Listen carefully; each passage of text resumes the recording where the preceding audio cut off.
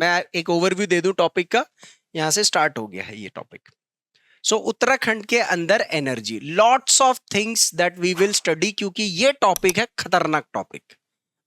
यहां पर स्टैटिस्टिक्स और एनालिसिस और पर्सपेक्टिव चाहिए, फैक्ट भी चाहिए और कीवर्ड भी चाहिए और सोच भी चाहिए यहां पर, क्योंकि उत्तराखंड को कहते हैं ऊर्जा प्रदेश। और ये आपके नो, ये ऐसे वैसे मेंस राइटिंग वाइटिंग में भी ये एक ऐसा टॉपिक है, हर जगह पर पूछेगा, क्योंकि डैम्स इसी के अंदर आएंगे। तो अब सारे डैम्स वैम प्रोजेक्ट को के बारे में पढ़ेंगे तो आपके रिवर दोबारा से रिवाइज हो जाएंगे ना। मैपिंग भी चाहिए होगी यहाँ पर, तो यहाँ पर काफी ज्यादा काम करना है। फिर इकोनॉमिक्स का काम भी है, स्टैटिस्टिक्स का भी काम इसके अंदर आएगा। तो 4-5 चीजें, टॉपिक्स कौन कौन से मैं पढ़ाऊंगा ये टॉपिक में। ये टॉपिक थोड़ा सा लंबा टॉपिक है। Potential sources of energy in Uttarakhand. सबसे पहले मैं ये बताऊंगा कि उत्तराखंड में ऊर्जा के क्या क्या सोर्सेस हैं, क्या क्या संसाधन है, कैसे कैसे करके आप ऊर्जा को प्रोड्यूस कर सकते हो। Not utilising the energy sources, no, how you can develop and produce the energy sources. तो कोई एक आध सोर्स बता सकते हो आप? ये पिक्चर में है ही, कौन सा है? जैसे सोलर हो गया, हाइड्रो हो गया, ये क्या है? थर्मल में कैसे? थर्मल में कैसे? कोयला कहाँ है? नीचे है। ये कोयला है। कोयला लाल होता है जमीन के अंदर। स्टील? स्टील कौन सा सोर्स है भाई? ये स्टीम है। ये जियोथर्मल है। ठीक है, जियोथर्मल, थर्मल और जियोथर्मल में डिफरेंस है ना। तो वो जियोथर्मल एनर्जी है। 70 ऐसे स्प्रिंग्स हैं उत्तराखंड के अंदर। स्प्रिंग्स क्या थे? What were springs? Hot water के जो कुंड्स पड़े थे, हमने वो स्प्रिंग पढ़ा था ना पीछे, तो ये रिलेट करेंगे ना। अब यहाँ 70 ऐसे आइडेंटिफाइड जगह हैं उत्तराखंड में जहां हॉट वाटर स्प्रिंग्स हैं, जहां से जियोथर्मल एनर्जी निकाली जा सकती है। सबसे ज्यादा हिमाचल में है, 500 से ज्यादा। हाँ, वहां तो है। अब क्या है कि 2-3 किताबें मैं जो चेकआउट कर रहा हूं, तो आंकड़े पता नहीं आंख बंद करके डाल रहे हैं या कैसे करके डाल रहे होंगे, तो वो सब फिल्टर करके मैं दे दूंगा कि क्या एक्चुअल में, जैसे विंड एनर्जी है और जियोथर्मल एनर्जी है। Now, when I see that how much energy are we producing from wind and thermal, we are not actually producing any energy on government records. But फिर भी किताबों के अंदर डाल रखा है इतना मेगावाट, जो कि है नहीं। कुछ प्रोपोज्ड है, तो वो प्रोपोज्ड होना और एक्टिव करेंटली प्रोडक्शन करना, उसमें फर्क है। तो ये थोड़ा सा जानना पड़ेगा अभी। मतलब बहुत सारे स्टैटिस्टिक्स हैं जो उत्तराखंड को लेकर के अभी रॉ फॉर्मेट में है, और कोर्स बनाने वाले ज्यादा ध्यान देते भी नहीं इन चीजों पे। लेकिन ये काम कहां पर आएगा? मेंस में काम आएगा। जो जितना बढ़िया आंकड़ा लिख करके देगा उसके नंबर उतने ज्यादा आएंगे। सो पोटेंशियल सोर्सेज क्या है देख लेंगे। Status and statistics of energy in Uttarakhand. कितना हमारी क्षमता है एनर्जी की, और क्या हम अभी प्रोडक्शन कर रहे हैं, और कितना आगे हैं कितना पीछे हैं। Then certain policies of energy production in Uttarakhand.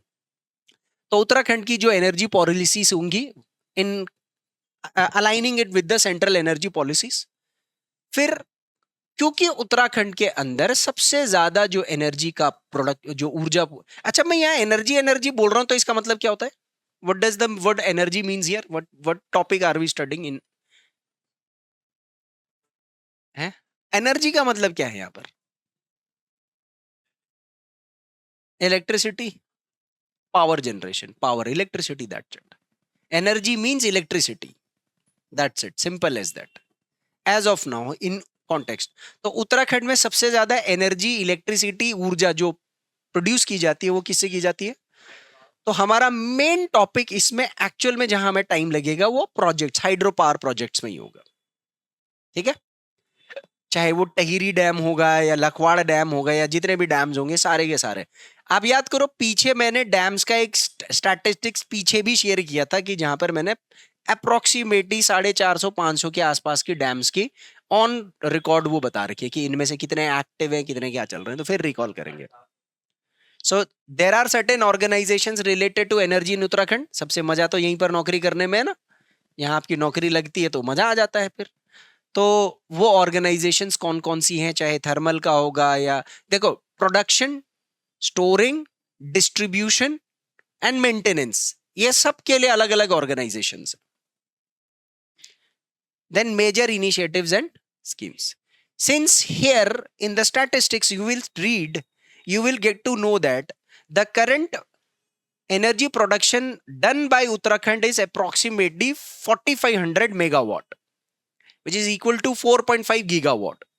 तो मेगावाट, गीगावाट, किलोवाट ये भी थोड़ा पता होना चाहिए, जो कि ज्योग्राफी में मैंने बता भी रखा है. तो मेगावाट, गीगावाट हम यहां पर कर लेंगे वो सब.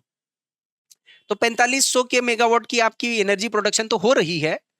And the potential of as per the current use that we require is 800 megawatt. हमको चाहिए 800 मेगावाट. 8,000 4,500 हम हमारे पास प्रोडक्शन हो रहा है. 8,000 मेगावाट की ऊर्जा हमको चाहिए खुद को. ठीक है, तो कितना प्रोडक्शन हो रहा है जरूरत के हिसाब से, तो गवर्नमेंट को कुछ ना कुछ करना पड़ेगा ये सब बढ़ाने के लिए. अब 8,000 कंज्यूम कर रहे हैं हम, 4,500 खुद पैदा कर रहे हैं, तो जाहिर सी बात है बाकी कहां से ले रहे होंगे, बाहर से खरीद रहे होंगे. We would be buying electricity obviously ना, हम खरीद रहे होंगे ना बाकी सारा कंजम्पशन जब कर रहे हैं तो. अब एक चीज और आप स्टैटिस्टिक्स देखोगे कि आपके उत्तराखंड में पोटेंशियल कितना है, कितने मेगावाट का है. 45 से 50,000. तो 50,000 का 1/10 कर दूं तो क्या बचेगा, 5,000. 45 का 1/10 4500. हमारी जो क्षमता है, हम उस क्षमता से 1/10 क्षमता से काम कर रहे हैं उत्तराखंड के अंदर. This is alarming to the state like Uttarakhand where we can do such at such a great level. But फिर प्रॉब्लम है ना, सबसे ज्यादा हाइड्रो से हो रहा है, और हाइड्रो में डैम है, और डैम आपके लिए इकोलॉजिकली क्या हो रहे हैं, सेंसिटिव होते जा रहे हैं. तो ये सारी एनालिसिस करनी है आपको, तभी तो कुछ व्यू पॉइंट बनेगा. तो स्कीम्स और इनिशिएटिव्स देखेंगे सरकार की. शुरुआत करते हैं सबसे पहले energy in Uttarakhand an overview. दो चीजें पूरी उत्तराखंड में एनर्जी को लेकर के, दो फैक्ट आपके दिमाग के अंदर डालना चाहूंगा. सबसे पहले तो सर उत्तराखंड एक दैवीय जगह है और एक बहुत ही डाइवर्स जगह है, तो एनर्जी प्रोडक्शन भी यहां पर डाइवर्स है.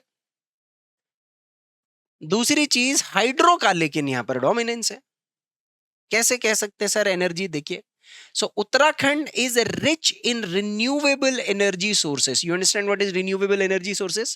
जो कुदरत में होता रहेगा, मिलता रहेगा, मिलता रहेगा. अरे कितने भाग्यशाली हो यार आप. आपके पास कुदरत की ऐसी चीजें हैं जो कुदरत में खत्म ही नहीं होंगी.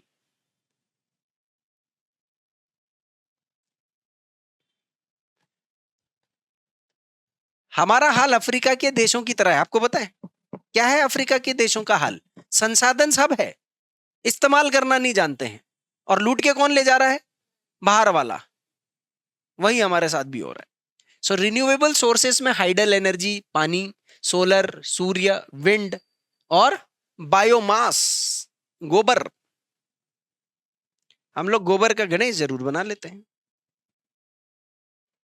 और दूसरा बाहर का आदमी गोबर गणेश बना के चला जा रहा है. हमारा रिजॉर्ट खोल दे रहा है, हाइड्रो पावर खुद ही लगा दे रहा है, ठेके सब बढ़िया है. We are poor in non renewable sources. हमारे यहाँ नॉन रिन्यूएबल सोर्सेस से एनर्जी प्रोडक्शन नहीं होता है. हम अब इसको अभिशाप बोलें, गरीब हैं हम इसमें, या एक इसको बोलें अच्छा ही है कि नहीं है, होता तो फिर हम अपने देश की ऐसी तैसी कर देते. हम कोयला, जैसे यहाँ कोयला है नहीं कुछ खास, कोयले से कोई एनर्जी प्रोडक्शन नहीं होता उत्तराखंड के अंदर एज सच. पेट्रोलियम यहां पर हम निकाल नहीं रहे, जबकि पॉसिबिलिटी है, लेकिन डीप में है तो हम नहीं छिड़ सकते इसको. तो फॉसिल फ्यूल क्या है, कोयला और पेट्रोल ना. हालांकि हम यूज जरूर कर रहे हैं, जैसे कैरोसिन, वेरोसिन, ये फॉसिल फ्यूल से मिलता है तो हम कर रहे हैं यूज, लेकिन बाहर से खरीद करके कर रहे हैं. So this is positive point sir. ये वो चीज है जो उत्तराखंड को दैवीय से थी, है और रह सकती, क्योंकि आप इन्हीं का इस्तेमाल करिए, इन्हीं के अंदर टेक्नोलॉजी, इनोवेशन वगैरह ढूंढिए, कोई दिक्कत नहीं है. तो इसलिए क्योंकि हमारे पास रिन्यूएबल एनर्जी है ज्यादा, और ऊपर से हिमालयाज है, पेरेनियल रिवर्स का सोर्स है, तो हाइड्रो वाला जो है वो डोमिनेंट है. क्या आप जानते हो, अभी जो मैंने अभी जैसे डेटा एनालिटिक्स बताया था, more than 50% of energy that is installed with energy installed capacity is generated through hydropower projects. बहते हुए पानी को रोक करके बिजली प्रोडक्शन करने का जो प्रोसेस होता है उसको हाइड्रो पावर प्रोजेक्ट कहते हैं। और इससे आप कितनी एनर्जी प्रोड्यूस कर रहे हो? 50%। लगभग अप्रोक्सीमेटली 2185 के आसपास मेगावाट बिजली आप पैदा कर रहे हो हाइड्रो से, विच इज अप्रोक्सीमेटली 2200 मेगावाट कर लेते हैं, 250 मेगावाट बस। इनफैक्ट ये एनुअल बता रहा हूं। In fact you know that 12% of free electricity as royalty is generated by the hydropower plants that are either set up by central government or any state in Uttarakhand। ये जो statement है ये कितना ज्यादा आपके लिए अलार्मिंग है। अलार्मिंग कह लो या ये बोल लो कि मतलब बहुत ही ज्यादा ध्यान देने वाला, फोकस करने वाला स्टेटमेंट है। तो जरा समझाओ मुझे कि ये क्या, इसका मतलब क्या बोल रहा है।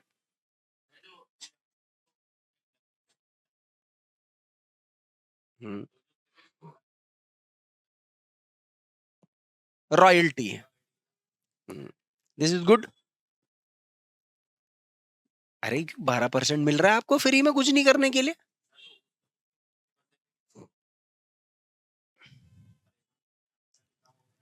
देखो ये पॉजिटिव भी है एक सेंस में और नेगेटिव भी है। पहली चीज तो ये है कि उत्तराखंड में जो बिजली प्रोड्यूस होती है ना उत्तराखंड के अंदर, डू यू नो दैट ये हाइड्रो से उसका 12% ही आप डायरेक्ट यूज कर रहे हो एक्चुअली।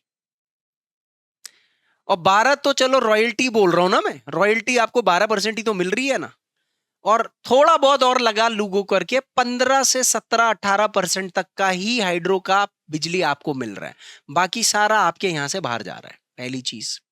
अब दूसरी चीज आप बोलोगे सर बाहर कैसे जा रहा है, तो ये हमारी विडंबना है। यहां पर बड़े प्रोजेक्ट सेंट्रल गवर्नमेंट के हैं, एनटीपीसी के। अभी आप टीएचडीसी टिहरी डैम का जो प्रोजेक्ट है ना, आपको पता है ये चीज, जो लोग टिहरी में रहते होंगे, टीएचडीसी भी अब एनटीपीसी में मर्ज हो गई है। तो जब तक टीएचडीसी था स्टेट गवर्नमेंट के कंट्रोलिंग में थी कुछ हद तक, अब आप सेंट्रल गवर्नमेंट के कंट्रोलिंग में चले गए हो सर। तो बड़े प्रोजेक्ट्स अभी चाहे स्टेट के कंट्रोल में होंगे, आगे वो सेंटर में चले ही जाएंगे। तो यहां या तो यूपी वालों के प्रोजेक्ट हैं जो पुराने प्रोजेक्ट हैं, या सेंटर के प्रोजेक्ट हैं, और बाहर वाला भी लगा सकता है। यहां पर देखो बाहर वाले भी लगा रहे हैं छोटे छोटे प्रोजेक्ट, बाहर की जो कंपनियां हैं ना वो यहां पर लगा रही है प्रोजेक्ट को। चाहे यहां की स्टेट गवर्नमेंट किसी के साथ कोलैबोरेट करके लग रही होगी, तो उत्तराखंड स्टेट का खुद का अभी एक्टिव प्रोडक्शन बहुत कम है अपने लिए। 100% अपनी स्टेट के लिए जो उत्तराखंड के डैमों से बिजली जाएगी ना वो बहुत कम है, मैं आपको बता रहा हूं। ये दुर्भाग्य है क्योंकि हमारे पास पैसा नहीं है, प्रोजेक्ट बनाने के लिए बहुत पैसा चाहिए, और उसके साथ साथ क्या चाहिए, इच्छा शक्ति चाहिए।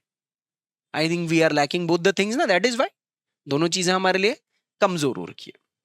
The leaders are interested. मैं 50 करोड़ 100 करोड़ का प्रोजेक्ट लेकर के गया नेताजी के पास, उन्होंने बोला ठीक है जी 5-10 करोड़ हम पे भी छींटे मार दीजिएगा, बन लगा दो, हम आपके लिए एनजीओ जियो वीओ ये वो सब लगा देंगे। इनफैक्ट 12%। तो अभी ये जरूर याद रख लेंगे, चलो ठीक है यार, जो बाहर वाला आदमी या सेंट्रल गवर्नमेंट अपने प्रोजेक्ट भी लगा रही है यहाँ पर, रिसोर्स तो हमारा है, पर हम सिर्फ 12% रॉयल्टी ले रहे हैं। क्या इस रॉयल्टी को बढ़ना नहीं चाहिए? क्योंकि ये पता है क्या है, ये क्या है, प्रोडक्शन हो रहा है, 12% हमें मिला, 80% समझ लो 90% चला गया, और जब वो चला जाता है तो उसी बिजली को हम फिर से खरीद रहे होते हैं, क्योंकि हमारे यहाँ कम पड़ रहा है ना, आधी बिजली हमें नहीं मिल रही है, तो हम फिर उसी कंपनी से वापस खरीद रहे हैं। गोलमोल हमारा ही काटा जा रहा है।